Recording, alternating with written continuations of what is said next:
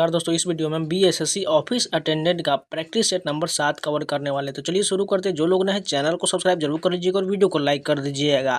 और प्लेलिस्ट का कोई भी वीडियो छूटा हुआ है तो जाइए, सारे वीडियो को प्लेलिस्ट में ऐड किया हुआ है, जाकर सारे वीडियो को जरूर देख लीजिएगा। और साथ में 2 मैराथन वीडियो भी दे दिया गया है, उसको भी आप जरूर देख लीजिएगा, क्योंकि आपका एग्जाम जो है जनवरी में होने की संभावना है, इसलिए अपनी पढ़ाई जारी रखिए। इसके अलावा मैंने बीएसएससी इंटर लेवल का जो भी उसका भी आपको प्रीवियस क्वेश्चन करा रहे हैं, यानी सॉल्व पेपर, उसको भी आप जाकर जरूर देखिएगा। तो चलिए शुरू करते हैं। तो सबसे पहले हम सामान्य ज्ञान के प्रश्न देखते हैं। फर्स्ट क्वेश्चन देखिए, निम्नलिखित में से कौन हड़प्पा संस्कृति के पूर्वी सीमांत का निर्धारण करता है। 31 की बात करें तो आलमगीरपुर जो है ये हड़प्पा संस्कृति के पूर्वी सीमांत का निर्धारण करता है। नेक्स्ट क्वेश्चन देखिए, पृथ्विया प्रथम वीर उपाधि था, किसकी उपाधि था। 32 की बात करिए, जो समुद्रगुप्त की उपाधि था। पृथ्विया जो है प्रथम वीर समुद्रगुप्त की उपाधि था। निम्नलिखित में से कौन फिरोज तुगलक के नागरकोट अभियान के दौरान संग्रहित 300 संस्कृत पुस्तकों का अनुवाद किया था। 33 की बात करें, इसका राइट आंसर क्या हो जाएगा। तो अजीदुद्दीन खान के द्वारा जो है इसका अनुवाद किया गया था। नेक्स्ट क्वेश्चन देखें, औरंगजेब की मृत्यु के समय मराठा नेतृत्व किसके हाथों में था।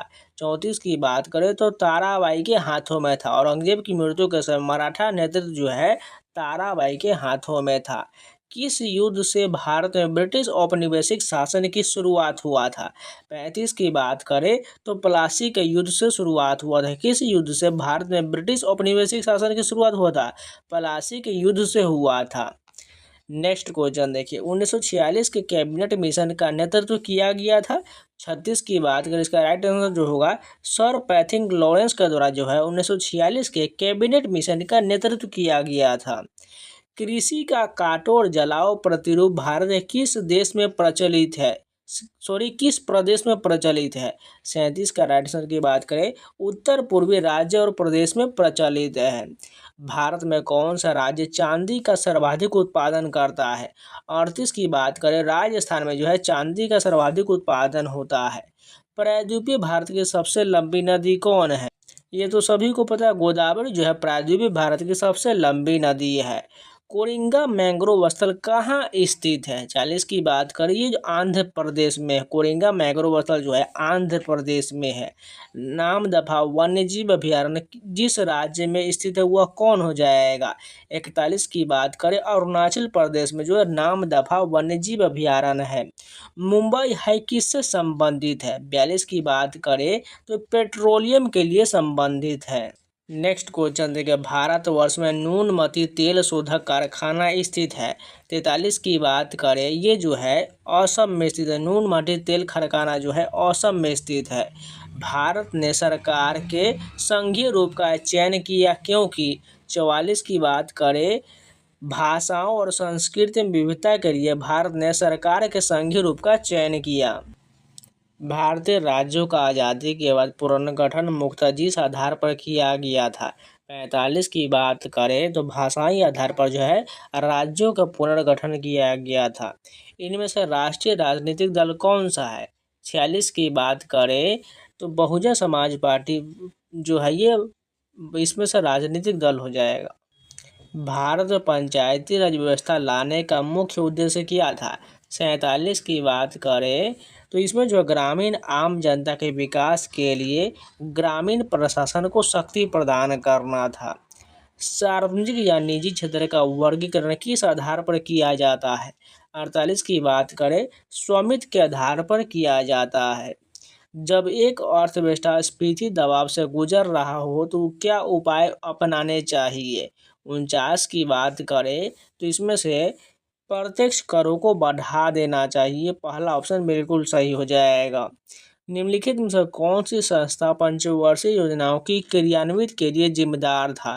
50 की बात करें, योजना आयोग जो है इसके क्रियान्वयन के लिए जिम्मेदार था। नेक्स्ट क्वेश्चन देखें, भारत में भुगतान संतुलन के चालू खातों में रुपये की पूर्ण परिवर्तनशीलता कब हुआ था। 51 की बात करें तो 19 अगस्त 1991 के पूर्ण परिवर्तनशीलता हुआ था। श्वेत क्रांति निम्नलिखित में से किसके अधिक उत्पादन से संबंधित है। सभी को पता है श्वेत क्रांति का संबंध जो है दुग्ध उत्पादन से हो जाएगा। भारत का राष्ट्रीय गीत क्या है। 53 की बात करिए, सभी को पता होना चाहिए वंदे मातरम जो भारत का राष्ट्रीय गीत हो जाएगा। इंद्रधनुष बनने का कारण क्या होता है? 54 की बात करें, पानी की बूंदों से सूर्य प्रकाश का अपवर्तन और परावर्तन के कारण जो इंद्रधनुष बनता है। निम्नलिखित में से क्या द्वितीय संचय की यूनिट नहीं है? 55 की बात करें तो रैम जो ये द्वितीयक संचय की यूनिट नहीं है। खुली वायु में कुछ दिन छोड़ देने पर सिल्वर की वस्तुएं काली हो जाता है क्योंकि उन पर डैश की परत बन जाता है। 56 की बात करें, उस पर जो है सिल्वर सल्फाइड की परत बन जाता है। यहाँ पर दिया गया 10 का पावर नीचे में 4 दिया गया है। आई की ऑक्सीकरण संख्या क्या होगा? यहाँ पर 57 की बात करें, इसका +7 हो जाएगा। निम्नलिखित में से कौन सा कथन द्विपद नाम पद्धति के लिए सत्य नहीं है? 58 की बात करें तो इसमें जो हो जाएगा, दोनों शब्दों का प्रथम अक्षर बड़े अक्षरों में लिखा जाए, ये जो है सही नहीं दिया गया है। नेक्स्ट क्वेश्चन देखो, वंशागति के क्रोमोसोमवाद का सिद्धांत प्रस्तुत किया गया था। 59 की बात करें तो सटन एंड मोवेरी के द्वारा जो वंशागति के क्रोमोसोमवाद का सिद्धांत प्रस्तुत किया गया था। 26 नवंबर जाना जाता है। 60 की बात करें, राष्ट्रीय विधि दिवस के रूप में 26 नवंबर को जाना जाता है। आज तक प्रदान किए गए परमवीर चक्र पुरस्कारों की कुल संख्या कितना है? 61 की बात करें, टोटल 21 हो जाएगा। परमवीर चक्र पुरस्कार की संख्या 21 हो जाएगा। विश्व के इतिहास में पहली परमाणु आपदा कब हुआ था? 62 का राइट आंसर की बात करें तो 6 अगस्त 1945 को पहली परमाणु आपदा घटित हुआ था। पेले के एक प्रसिद्ध खिलाड़ी था, ये किसके खिलाड़ी हो जाएगा? 63 की बात करिए, फुटबॉल के खिलाड़ी है। भारतीय राष्ट्रीय कांग्रेस का कौन सा अधिवेशन गया बिहार में हुआ था? 64 की बात करें, 1922 का अधिवेशन जो है गया बिहार में हुआ था। चंपारण कृषि कानून किस वर्ष पारित हुआ था? 65 का राइट आंसर की बात करें तो 1918 में जो है चंपारण कृषि कानून पारित हुआ था। सांची स्तूप मूल रूप से किस मौर्य शासक ने बनवाया था? 66 की बात करें तो अशोक के द्वारा जो सांची स्तूप बनवाया गया था। निम्नलिखित में से किसे भारत में रामसर कन्वेंशन के तहत पहला रामसर साइट नामित किया गया था? 67 की बात करें, चिल्का झील को नामित किया गया था। निम्नलिखित में से किसे काला सोना कहते हैं? 68 की बात करें, कोयले को जो है काला सोना कहा जाता है। भारत में सबसे अधिक बोली जाने वाली भाषा कौन सी है? 69 की बात करें, हिंदी जो है भारत में सबसे अधिक बोली जाने वाली भाषा है। भारत में नागरिक अधिकार आंदोलन का मुख्य उद्देश्य क्या था? 70 की बात करें तो जातिगत भेदभाव को समाप्त करना भारत में नागरिक अधिकार आंदोलन का मुख्य उद्देश्य हो जाएगा। अब यहाँ से हमारा हिंदी के प्रश्न, टोटल यहाँ पर गद्यांश के प्रश्न देखते हैं। प्लास्टिक प्रदूषण पर्यावरण में भारी मात्रा में प्लास्टिक कचरे के इकट्ठे हो जाने से उत्पन्न होता है। प्लास्टिक एक गैर नॉन बायोडिग्रेडेबल पदार्थ है। यह पानी या मिट्टी में विघटित नहीं होता और इसे जलाने पर इसका प्रभाव और भी ज़्यादा हानिकारक हो जाता है। यह वातावरण में सैकड़ों साल तक उपस्थित रहता है, जिससे यह वायु, जल और भूमि प्रदूषण उत्पन्न करता है, जिसके साथ ही मनुष्य, जीव जंतु और पेड़ पौधे के लिए बहुत हानिकारक है। प्लास्टिक प्रदूषण के चलते प्रतिवर्ष कई जीव जंतु और समुद्री जीवों की मृत्यु हो जाता है।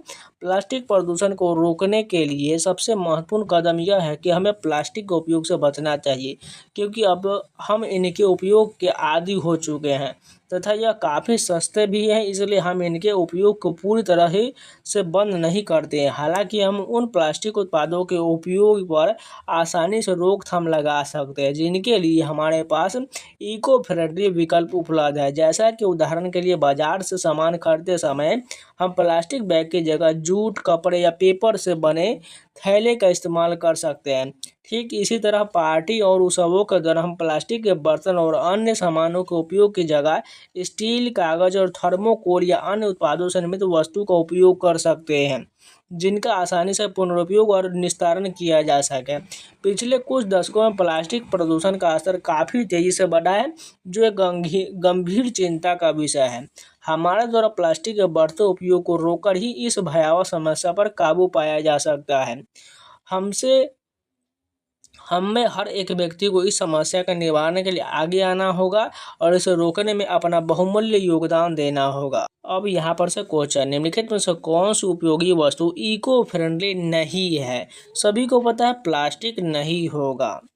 प्लास्टिक कौन सा पदार्थ है? 72 की बात करें तो गैर बायोडिग्रेडेबल पदार्थ है।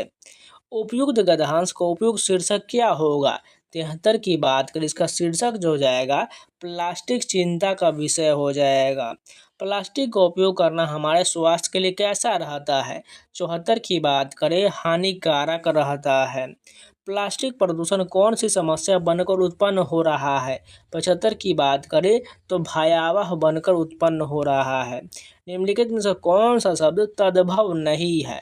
76 की बात करें तो इसमें अधर जो है यह तद्भव नहीं होगा। निम्नलिखित में से कौन सा शब्द तत्सम नहीं है?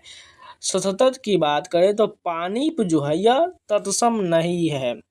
निम्नलिखित में से सकर्मक क्रिया का वाक्य कौन हो जाएगा? 78 की बात करें, इसमें बालिका जो है निबंध लिख रही है, जो सकर्मक क्रिया का वाक्य हो जाएगा क्योंकि कार्य हो रहा है। क्या लिखने का? निबंध लिखने का कार्य हो, ये सकर्मक क्रिया है। गाय कौन सी संज्ञा हो जाएगा? सभी को पता है जातिवाचक संज्ञा हो जाएगा। कौन सा शब्द इसमें शुद्ध दिया गया? 80 की बात करें 46 जो ये बिल्कुल शुद्ध लिखा गया है। निम्नलिखित में से सर्वनाम शब्द कौन हो जाएगा? 81 की बात करें कौन जो है ये सर्वनाम हो जाएगा। दिगंबर का सही संधि विच्छेद क्या हो जाएगा? 82 की बात करें तो दिक जोर अंबर जो है दिगंबर का सही संधि विच्छेद होगा। सतसई किस समास का उदाहरण है? 83 की बात करें द्विगु समास हो जाएगा। सतसई जो है यहाँ पर देखिए अंक आ रहा है सत, यानी ये द्विगु समास हो जाएगा। गिलास में थोड़ा दूध, यहाँ पर रेखांकित थोड़ा जो किया गया है, यह शब्द विशेषण किस भेद के अंतर्गत आएगा? 84 की बात करिए जो है परिमाण विशेषक के अंतर्गत आएगा। कांटों से भरा हुआ वाक्य के लिए नीचे दिए गए विकल्प में एक शब्द को चुनिए। 85 की बात करें कंटका किरण हो जाएगा। कांटों से भरा हुआ कंटका किरण होगा। इनमें से कौन सा शब्द कादम्बरी का समानार्थी नहीं है? 86 की बात करें लक्ष्मी जो है ये समानार्थी नहीं होगा। पृथ्वी का विलोम बताइए क्या हो जाएगा? 87 की बात करें तो आकाश हो जाएगा। पृथ्वी का विलोम आकाश। इनमें से कौन सा शब्द स्त्रीलिंग नहीं है? 88 की बात करें तो द्वार जो है स्त्रीलिंग नहीं है। निम्नलिखित में से भूतकाल का उदाहरण कौन सा हो जाएगा? 89 की बात करें तो राम घर गया था, ये जो भूतकाल का उदाहरण हो जाएगा। राजा भिक्षु को दान देता वाक्य में कौन सा कारक है? 90 की बात करें संप्रदान कारक हो जाएगा। राजा भिक्षु को दान देता, ये जो संप्रदान कारक है। मक्खी पर मक्खी मारना मुहावरे का अर्थ क्या हो जाएगा? 91 की बात करें कुछ न करना, ऑप्शन नंबर सी करेक्ट हो जाएगा। संग्राम में उपसर्ग बताइए क्या हो जाएगा? 92 की बात करें तो इसमें सम जो है उपसर्ग हो जाएगा क्योंकि जो उपसर्ग होता है पहले आता है। सावधानी में कौन सा प्रत्यय हो जाएगा? 93 की बात करें इसका राइट आंसर जो होगा ई प्रत्यय हो जाएगा क्योंकि जो प्रत्यय जो लास्ट वाले में आता है। निम्नलिखित वाक्यों में शुद्ध वाक्य कौन सा हो जाएगा?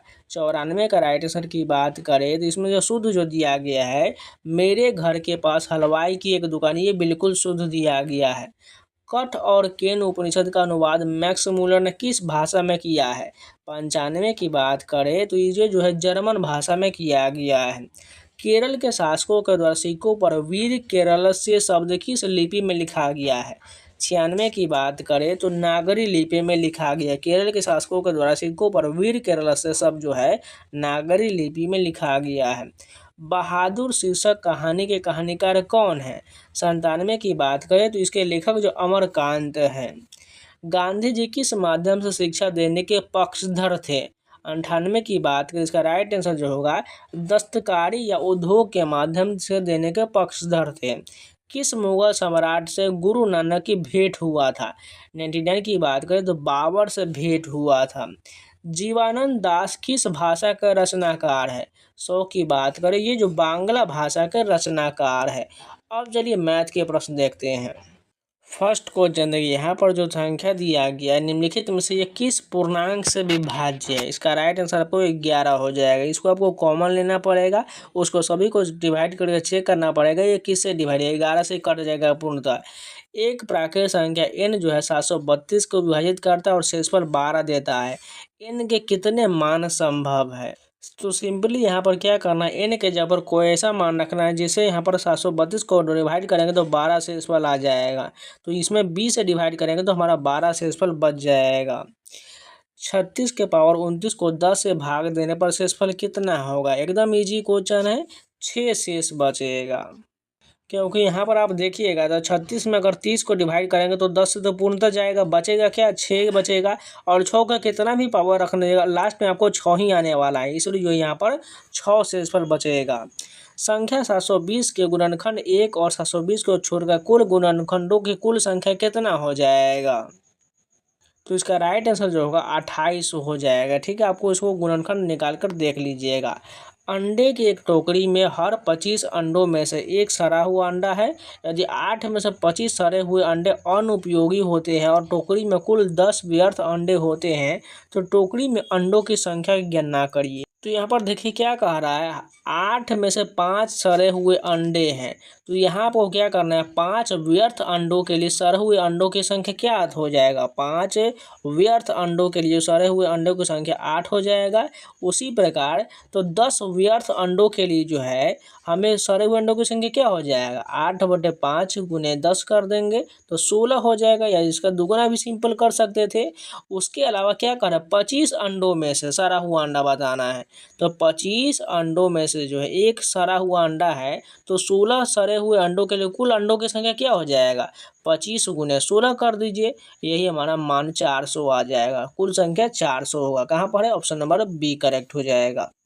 नेक्स्ट क्वेश्चन देखिए, यहाँ पर आपको थोड़ा स्पष्ट नहीं दिख रहा होगा, इसका हमें HCF निकालना है। इसका राइट आंसर बता देते हैं, 10-23 हो जाएगा।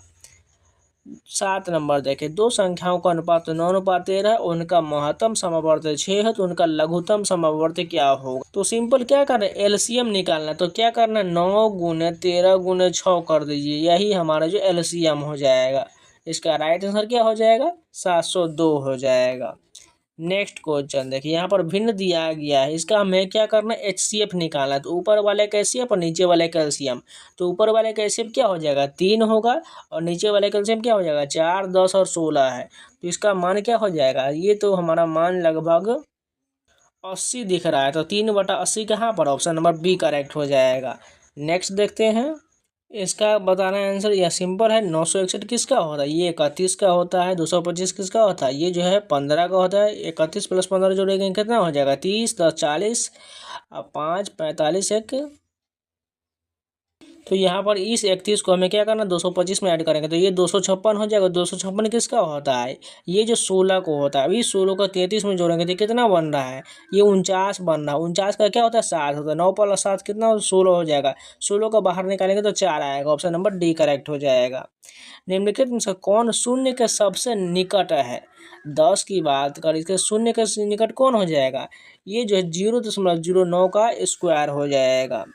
11 नंबर देखे, सिंपल है, इसको भी सॉल्व करने का आंसर जो आपका आएगा 10 आ जाएगा।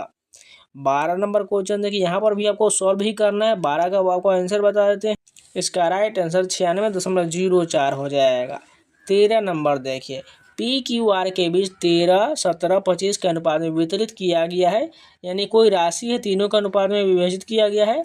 और यहाँ पर क्या हो रहा है, यदि R को Q से 6800 अधिक मिला है तो P के भाग और Q के भाग का अंतर पूछा गया है। तो यहाँ पर क्या कह रहे हैं, R को जो है Q से 6800 अधिक मिला है। R कहाँ पर देखें, PQR 13, 17 और 25 है। तो R इसमें कौन है, सबसे लास्ट वाला 25 है।